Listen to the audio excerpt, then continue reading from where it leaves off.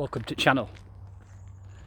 Today I want to talk about experiences I've had with bullies and nasty people in workplace. I've got 3 bullies I want to talk about. Anyway, bully number 1, let's get straight into it. I used to work at a car manufacturing place. We used to make car parts, end caps. I used to put the part on the machine, it'd come down and it'd shape it. Anyway, the supervisor in our department, his name was John. I got on with him for a couple of weeks. Up until one day, I was working on a machine. I'd just finished. And after each job, you'd have to tidy your mess up like. And I did my best. I tried to clean up as much as I could, but sometimes little bits go under the machine. And nobody's perfect. So on this occasion, I must have missed a few bits. Anyway, he comes storming over. "You need to clean the machine up after you. Why have you not done it?" Like, sorry, John. I did my best. Anyway, I just left it at that. But ever since then, I knew something weren't right about it. Anyway, a couple of days later, same thing happened. But this time, I pulled him up on it. I just said, like, "John, there's better ways of going about it. You don't need to keep coming up to me shouting." I says, "I'm not that type that's just going to take it." I says, "I've done my best. I've tried to tidy up." And he was like, "Oh, whatever." Anyway, we had a new starter. A really nice lad. One of them that wouldn't say a bad thing about anybody.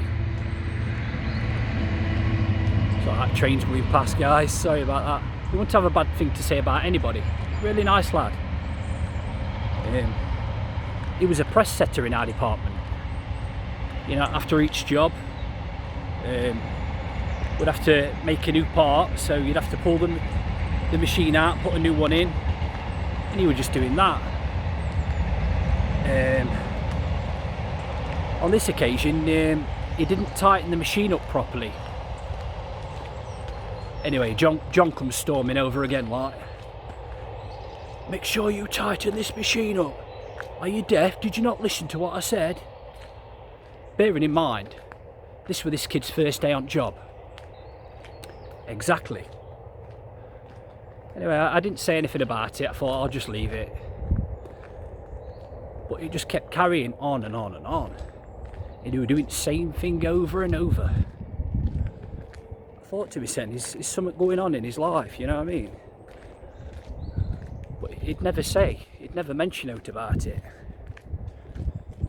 Anyway, it happened again. Hey up, pal, you alright? Like I said, it kept happening again and again.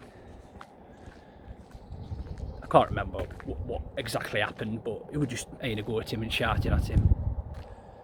And I just had enough. Like, I thought, I'm not having this. I'm going to stick up for him. Anyway, I pulled John up on it. I said, "John, mate, there's better ways of going about it. Like, the kid's not been here long. Give him time.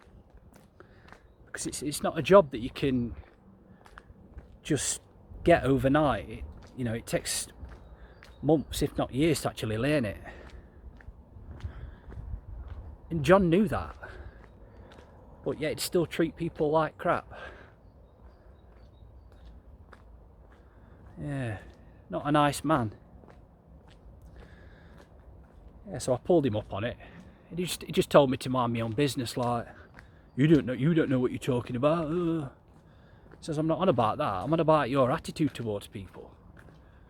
Don't you realise how it makes people feel?" "I don't care." Okay then. So I left it at that. Just kept going into work as normal. Until we had, we had some health and safety inspectors come in. for some reason, John hated wearing high-vis vests. I mean, it's not difficult just to put a high-vis vest on, is it? Yeah. Well, this is the type of guy we're dealing with here. Anyway, every time we'd finished doing our product, we'd have to take it down to the stores where it gets stored, and then they'd pack it and ship it out. Anyway, it come to a point where we had to start wearing high-vis vests when we went to stores as a safety measure, like, because there were fork trucks whipping around all over. So I went to the manager and says, look, you know, can we have a couple of high-vis vests? We'll keep them in our department so we don't have to keep walking up to office, like, picking a few up. Just easier for us, like. Yeah, no worries. Anyway, John went mental at me. Why did you go against what I said? You know I don't like wearing them. God, you don't listen to me and all that. I was gobsmacked, guys, you know what I mean? I was like, John, calm down, what's the problem? We've been told we need to wear them, it's for health and safety. What is your fucking problem? You don't listen to me, you don't respect me and all this.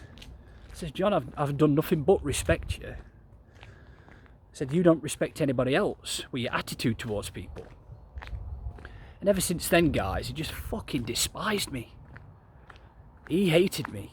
He tried his best to try and wind me up every day. He wouldn't set the machine up properly. So I'd be on a machine and it'd break. And then he'd come over blaming me. Learn how to run machine. That's what he used to say. Just little things like that, you know. And cleaning up. Oh, you still can't clean up properly after yourself. And he'd be like that. Just making snidey little remarks, do you know what I mean? To the point where I had enough, like, I just told him what I thought of him, and then that were it for that job, do you know what I mean? A complete and utter wanker. It was just a bit, I don't know what was going on, whether he had problems at home or what. But I even says to him, I says, John, if you've got any issues, mate, I'm here, just talk to me. But he'd never open up. He'd never open up and talk to me. So there was no what I could do. Anyway, that's bully number 1. Let's go on to bully number 2. I was working at a boiler factory. We used to stock boilers and accessories for boilers and things like that. Anyway, I was a picker and packer back then. We used to pick, you know, accessories for boilers and all that stuff. Put them on a pallet, follow your order sheet, and then shrink wrap them up, and then get shipped out with boilers, stuff like that. Hiya, you alright? Yeah, they'd get shipped out and sent wherever, I don't know. Anyway, I got diagnosed with Tourette syndrome at the age of 6. It's going to tie in, don't worry. At the age of 6, you know, I struggled with it my whole life, especially in my early years. You know, when I was at school, I was really bad. And up and towards my late 20s, up until 30, 31, where it started to really die down, to a point where I could get control over it. But back at this job, I think I must have been 21, 22. I could be wrong. And my Tourette's were really bad at that point. You know, I couldn't keep still, you know. I was always fidgeting, twitching. It was horrible. And I had to work on top of that. And at the same time, I was always trying to control it, but I couldn't. Anyway, I'll always remember this. I was working with this fella, just picking boiler parts, just like normal. Just a normal day. But my Tourette's were really bad this day. And I was picking apart, you know them pallet trucks that you press a button and the back end goes up so you can get to higher shelves. I was on one of them and I picked a box up and it must have had fragile bits in it, you know what I mean, that break easy. And I ticked and I dropped the box and I must have broke it. Anyway, there were about 4 or 5 pickers like behind me, like they all burst out laughing. What's wrong with you? Fucking hell, did you forget your medication and all that? Do you know what I mean? Making snidey comments like. Anyway, my heart just sunk. I walked out and I couldn't deal with it, you know what I mean? I just had to get my son out of that situation. And I thought to myself, how can people be so horrible? You know? Don't they realise by saying things like that to people, it can affect them mentally?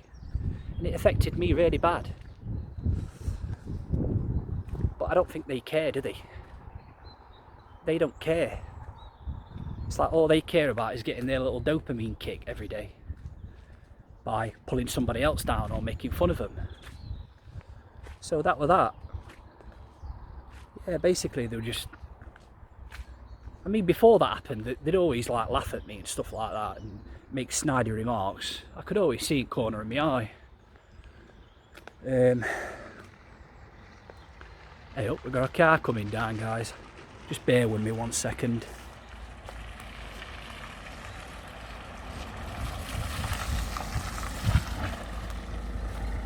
Let's stop it, no worries. Alright, chap? Is there any parking up there? Any parking? Yeah. There's a little lay-by, mate, but there's no parking. Okay. Yeah, you could probably pull in little, you know, where farmer goes in. Yeah. I'll turn around and go back, but thanks anyway. Yeah, no worries, mate. You have a nice day. Right, where were we? Yeah, they were always just making fun of me and taking piss out on me and that. But it really affected me. And I've never told anybody about this. I've never told my mum, friends or out like that. I just kept it to myself. Coming back up. Just kept it to myself, like. Right, we'll get on to bully number 3 in a minute. All the best, mate. Have a good one, chat. Right, bully number 3. I worked at a glass manufacturing factory. You know, that's a godful, isn't it? Used to make pint pots, wine glasses, all that good stuff. I worked on a conveyor belt where glasses, you used to put the glasses on the conveyor belt and they used to come down, you have to box them. Anyway, it used to go fucking fast, that did. And I think it was my first day there. I was just learning, you know, I weren't as fast as everybody else. And if you're not quick enough, glasses, they all fall off the end of the conveyor. And they fucking start smashing, do you know what I mean? Anyway, there were a conveyor belt behind us. And there was this lad working on there. He always used to shout little snidey little remarks like fucking having a smashing day. Oh. And he'd do that all the time. I think I was only 17 back then. Yeah, back then I didn't stand up for myself at all. So I just left it. And went into work as normal the next day. And I always looked at their machine. Their machine behind were never running as quick as ours. And I thought to myself, are they turning the machine up on purpose? Just to see me fail? I always thought that. Something went right. Anyway, it happened again, like. I says to him, fucking slow machine down, mate. I ain't got fucking 8 arms. I'm not a bastard octopus, do you know what I mean? Didn't listen to me. I got pretty good at it, you know, to a point where I could keep up with all glasses coming off and stacking them and stuff like that. But anyway, one day I was up machine And this had been going on for fucking months, you know, his snidey remarks and all that. And one day he'd walked past me in our romp machine and he shoulder barged me and he knocked me to the floor. Anyway, I just fucking snapped, guys. I fucking punched him, kicked him. That's not normally how I'd react. But the anger that was built up inside me from all snidey remarks and all bullying, I thought, oh, I need to let this aggression out. I've got to do something about it. After, I knew it were wrong. And I kick myself to this day, like. But in them moments of rage, sometimes we lose ourselves, don't we? I just lost control. Anyway, they looked on CCTV. And they knew that he assaulted me first. It was just self-defence, like. Because I was on the floor, and he were like following up to punch me. So I just pushed him out way and fucking hit him, like.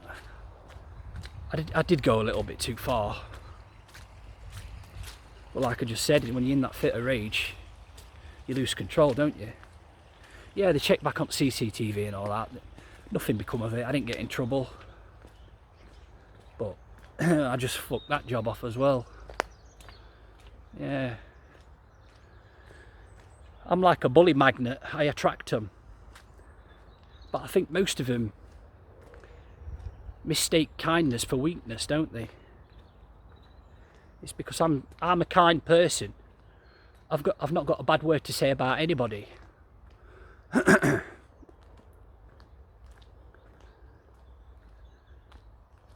they see that, and then they try and take advantage. But never let anybody take advantage of you. You have to stand up for yourself. Because if you don't, they're just going to keep doing it. And it's not good for your mental health. Yeah. Guys, I just treat people how they treat me. If people treat me like shit, I'll find out why you're treating me like shit. And I'll try and resolve it. But if you carry on, I'm going to treat you like shit. You know? It's as simple as that, isn't it? Anyway, guys, I hope you enjoyed that. And a massive, massive thank you to everybody that subscribed, liked, commented, guys. I'm fucking blown away. My head's gonna fucking explode. Who'd have thought little old me, eh? I never thought anybody'd watch me. Because not many people have liked me, you know what I mean? I've always had problems with bullies and fucking people. I've had the odd one or two decent friends, but not many. But I'm just blown away with all the support and all lovely comments from you lot. Guys, you don't know how much it means to me. You really don't. And I'm just happy. It warms my heart knowing that I'm helping people. And, you know, I don't feel like an alien anymore. I don't feel like I'm on my own with the way I think. Because there's a lot of people out there that think the same way. Right, guys, that's enough rambling from me anyway. If you liked it, if you like this video, please like and subscribe, guys. And hopefully I'll see you on the next one.